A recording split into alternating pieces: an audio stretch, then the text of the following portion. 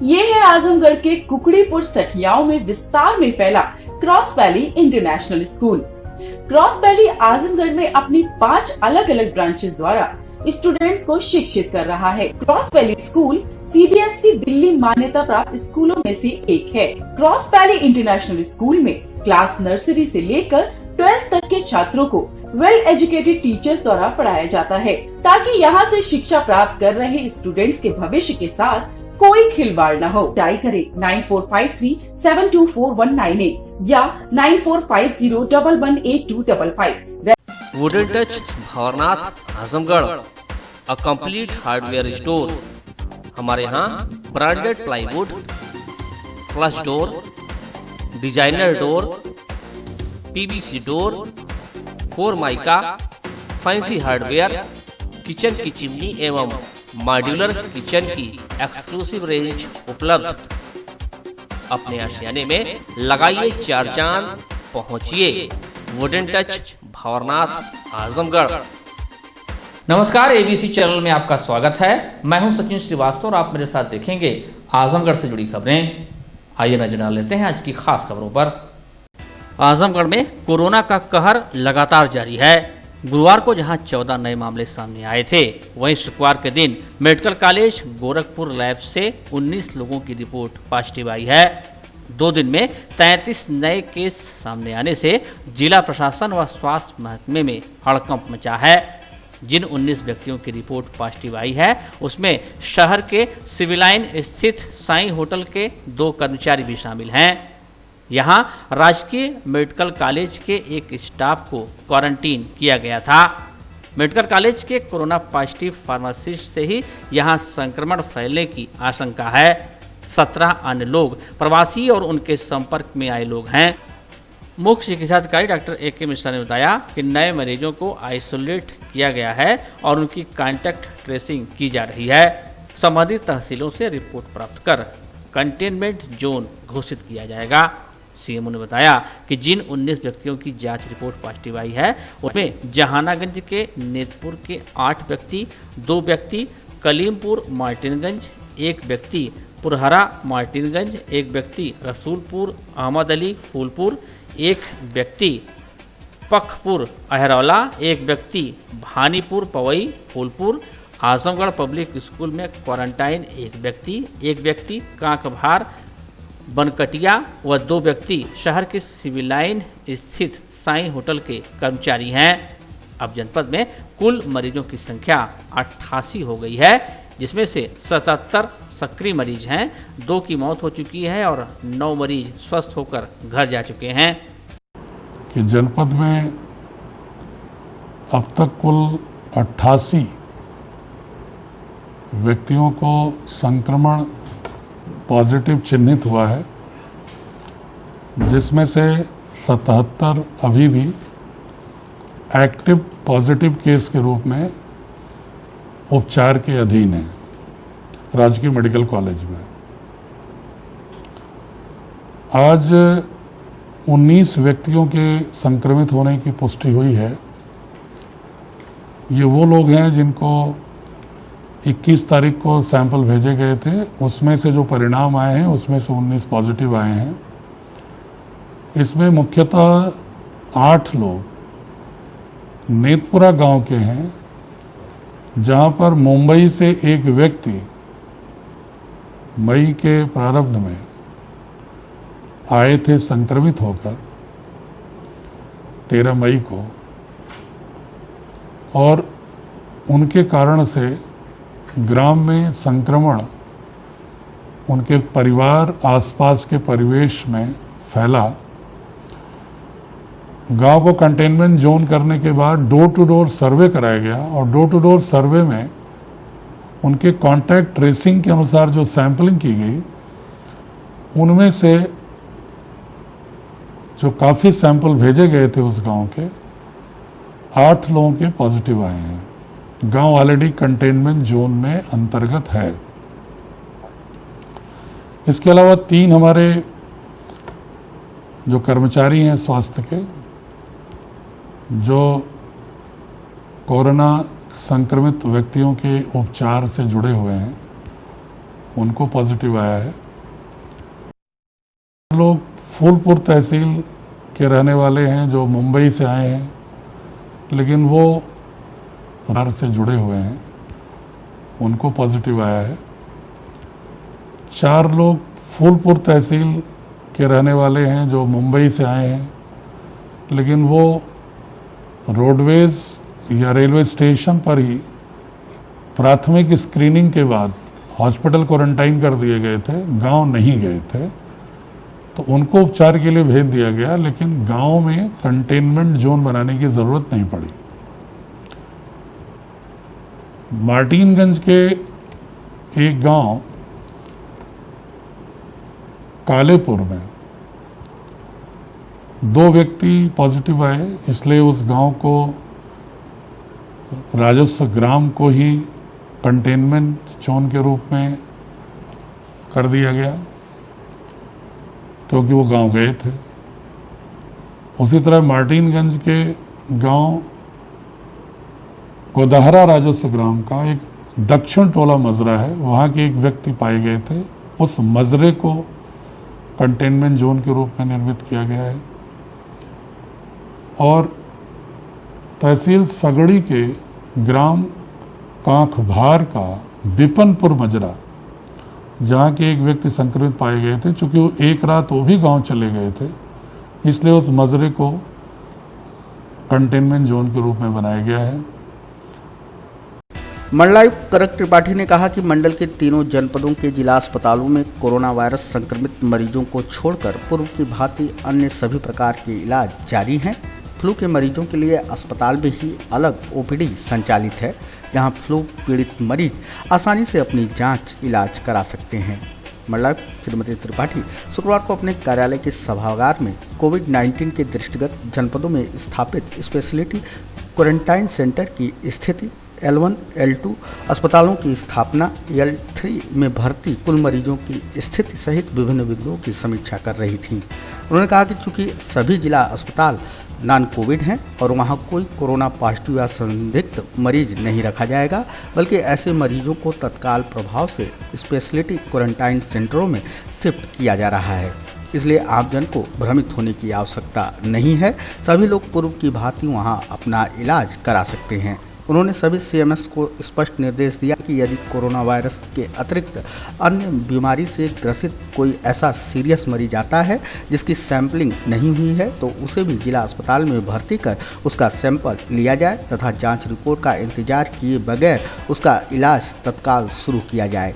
यदि बाद में उस मरीज की जांच रिपोर्ट पॉजिटिव आती है, तब उस मरीज को राजकीय मेडिकल कॉलेज में शिफ्ट कर दिया जाए। समीक्षा के दौरान पाया गया कि जनपद आजमगढ़ के जिला चिकित्सालय में कोरोना संदिग्ध के रूप में 7 ऐसे मरीज भर्ती हैं जिन्हें कोई अन्य गंभीर बीमारी नहीं है। लगभग यही स्थिति जनपद मऊ और बलिया की भी है। इस पर मंडलायुक्त ने तीनों जनपदों के सीएमएस को निर्देशित किया कि तत्काल उन मरीजों को स्पेशलिटी क्वारंटाइन सेंटरों में शिफ्ट कर दिया जाए, ताकि कार्रवाई से शाम तक अवगत भी किया जाए। इस क्रम में उन्होंने तीनों जनपदों के मुख्य चिकित्सा अधिकारियों को निर्देशित किया कि अपने अपने जनपद में स्थापित स्पेशलिटी क्वारंटाइन सेंटर्स तथा उसमें क्वारंटाइन किए गए संदिग्धों की संख्या, उपलब्ध सुविधाओं आदि का पूर्ण विवरण तत्काल उपलब्ध कराएं।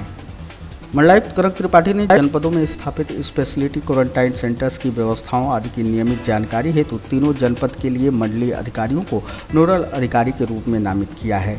उन्होंने जनपद आजमगढ़ के लिए संयुक्त कृषि निदेशक SK सिंह को, मऊ के लिए उपायुक्त खाद्य एवं रसद KP मिश्र और बलिया के संभागीय परिवहन अधिकारी रामकृष्ण सोनकर को नोडल अधिकारी नामित करते हुए निर्देशित किया कि संबंधित जनपद के CMO से स्पेशलिटी क्वारंटाइन सेंटर की सूची, उसमें रखे गए संदिग्ध मरीजों की संख्या, उनके मोबाइल नंबर सब कुछ प्राप्त कर लें।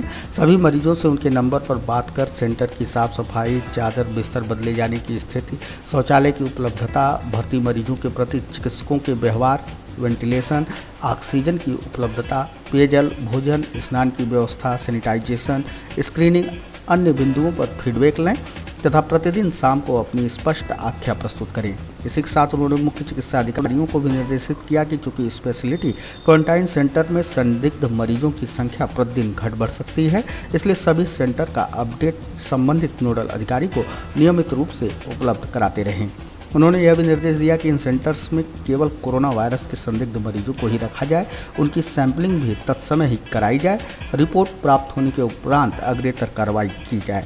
बैठक में राजकीय मेडिकल कॉलेज के प्रधानाचार्य डॉक्टर आर.पी. शर्मा ने अवगत कराया कि वर्तमान में मेडिकल कॉलेज चक्रपानपुर में कोविड-19 के कुल 64 मरीज भर्ती हैं, जिनमें आजमगढ़ के 60, मऊ के 1 और बलिया के 3 मरीज हैं। उन्होंने कहा कि आजमगढ़ में L1 अस्पताल जो आज से सक्रिय हो रहे हैं, उसमें आजमगढ़ के अधिकांश मरीजों को शिफ्ट कर दिया जाएगा। मंडलायुक्त श्रीमती त्रिपाठी ने तीनों जनपदों के मुख्य चिकित्सा अधिकारियों को निर्देशित किया कि जिन डॉक्टर्स एवं स्टाफ को राजकीय मेडिकल कॉलेज से संबद्ध किया गया है, उन्हें तत्काल अवमुक्त करते हुए शाम तक अवगत कराएं।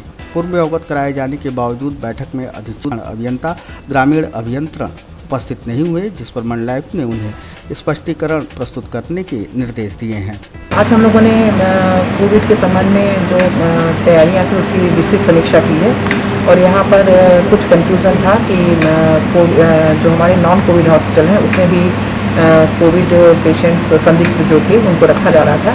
तो इस संबंध में निर्देश जारी किए गए और ये भी निर्देश जारी किए गए कि जो भी हमारे फैसिलिटी सेंटर हैं या जो भी हमारे हॉस्पिटल्स हैं वहाँ पर प्रॉपर सफाई की, टॉयलेट्स की सफाई रहे, चद्दरें प्रतिदिन बदली जाए और पेशेंट के साथ डॉक्टर्स का व्यवहार अच्छा रहे और उनको भी जो भी सुविधाएं उपलब्ध करानी चाहिए जरूरी वो सब उपलब्ध रहें और वेंटिलेटर और ऑक्सीजन सिलेंडर्स की व्यवस्था है कि नहीं है और उनके लिए प्रॉपर टॉयलेट की व्यवस्था है कि नहीं है, इन सभी चीज़ों की व्यापक स्तर पर समीक्षा की गई। एक समस्या ये जिला अस्पताल को कोविड अस्पताल बनाया गया और कुछ पेशेंट को एडमिट किया जाता है।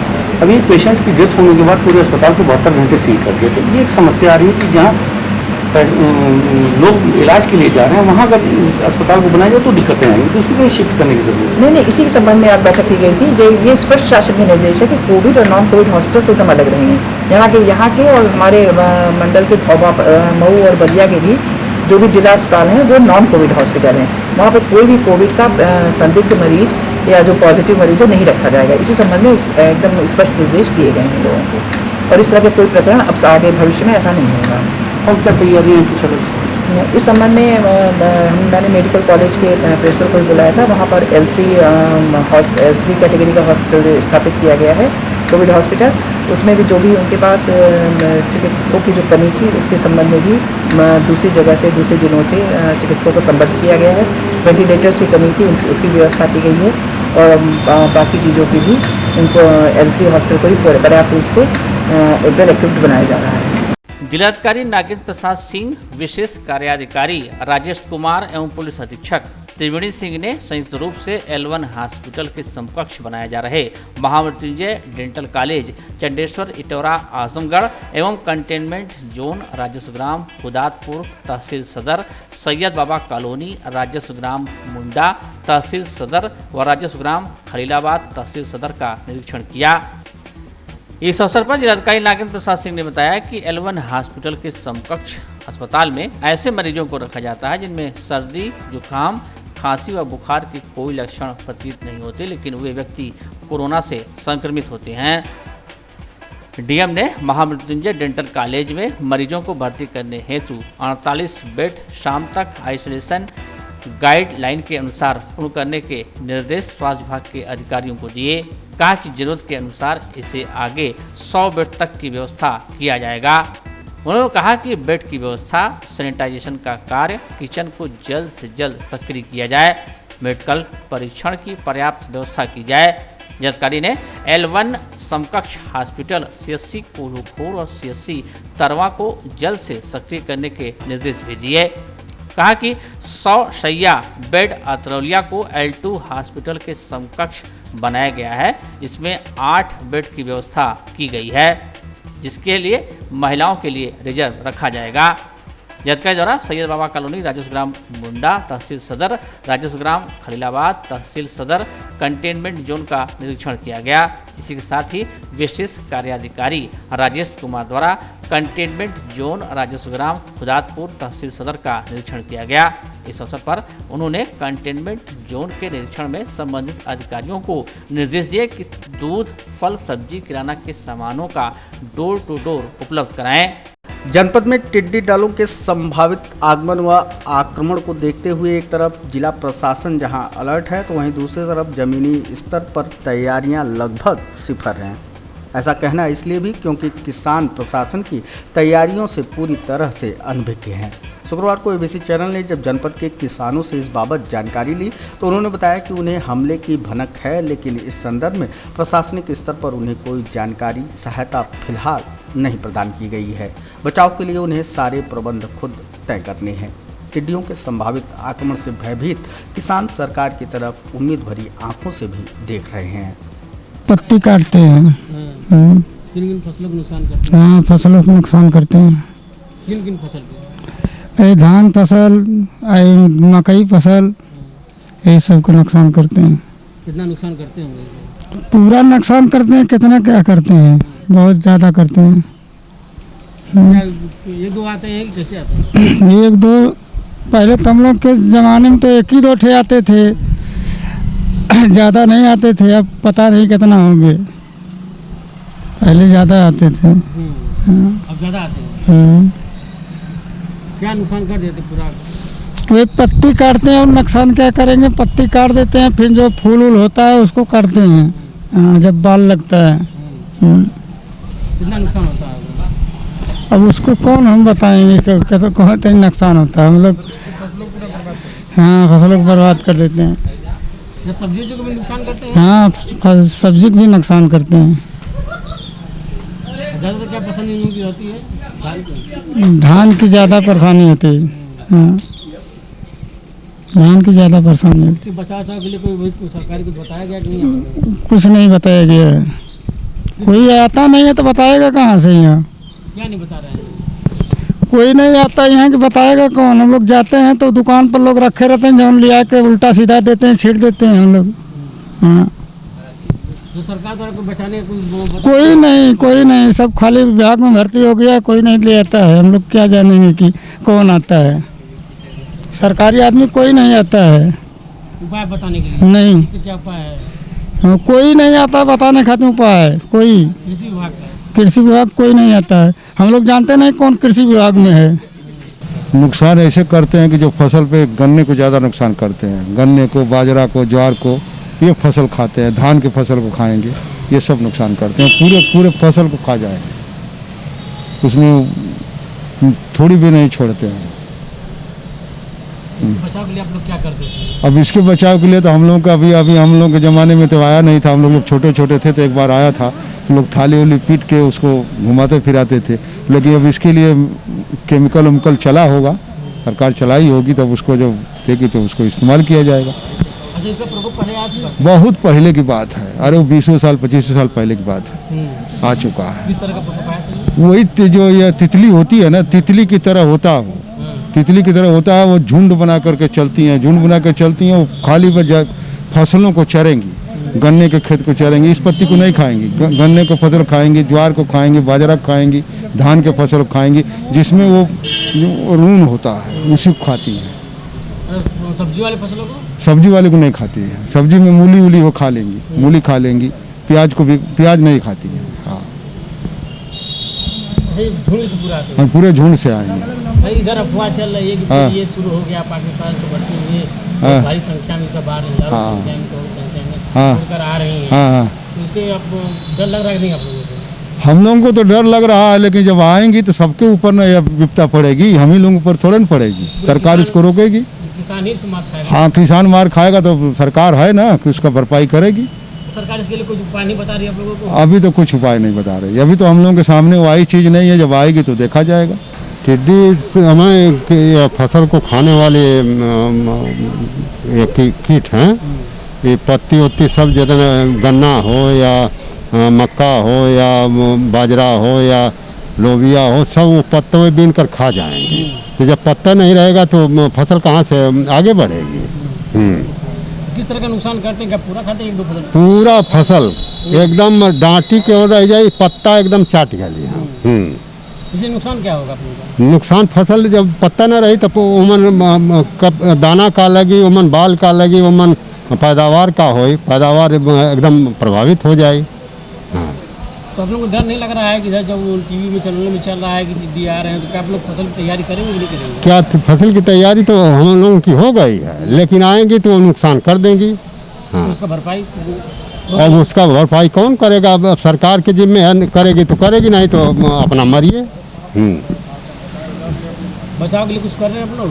कुछ नहीं, तो सरकार तो बता रही है बचाव के लिए। बचाव के लिए तो कुछ नहीं बता रहे। वो आएंगे तो उनका दल जैसे बादल आता है तो उससे भी ज़्यादा भयंकर उनका दल आएगा, उसको रोक नहीं पाएगा कोई। हाँ, इससे पहले कभी याद है कि नहीं? पहले आवत रहल है, लेकिन बहुत आवतो रहल है तो कम मात्रा में आवत रहल है। हाँ, तो सरकारी कोई बताया नहीं आप लोगों को किस तरह का बचाव करेगा? नहीं, अभी तो कोई सरकारी नहीं बताया। आप लोग चाहते होंगे कि नहीं अगर इस तरह कहाँ क्यों नहीं? हम चाहेंगे कि हमारी फसल बची रहे, हमसे उसका लाभ मिले, ये तो हमको चाहिए। हाँ, किन किन फसलों को नुकसान करती है? सब फसल जितनी पत्ते वाली फसलें, गन्ना, धान का बीज, बाजरा, माने इस समय जितनी फसल तैयार हैं सबके लिए नुकसान। अगर धान लग गया तो धान में भी पत्ता चाट डालेंगे। सरकार कुछ कहना चाहेंगे इस बारे में कि अगर इस तरह का प्रकोप आया तो सरकार ऊपर व्यवस्था करे। सरकार व्यवस्था ना करी तो हम लोगों को मान के थोड़े टिड्डी हैं। टिड्डी को पहाड़ की तरह आती हैं, सबको चाट पहुँच कर चली जाती हैं। पुलिस अधीक्षक प्रोफेसर त्रिवेणी सिंह के नेतृत्व व निर्देश पर शुक्रवार को जनपद में बृहद वाहन चेकिंग अभियान चलाया गया। चेकिंग अभियान के पीछे मुख्य मंशा लॉकडाउन के नियमों का उल्लंघन करने वालों की धरपकड़ रही। ऐसे में आश्चर्यजनक बात यह भी रही कि कोरोना संक्रमण से प्रभावितों की तेजी से बढ़ती संख्या के बावजूद भी लोग प्रभावित नहीं हैं। हजारों लोग चंद घंटों में नियमों के उल्लंघन के दोषी पाए गए। पुलिस को बड़ी संख्या में कुल 1307 लोगों का चालान करना पड़ा। 234 लोग ऐसे भी पकड़े गए जो बिना मास्क लगाए घूम रहे थे। इन 234 लोगों का भी चालान किया गया। अभियान के दौरान समन शुल्क के रूप में 38,700 रुपये की धनराशि की वसूली की गई।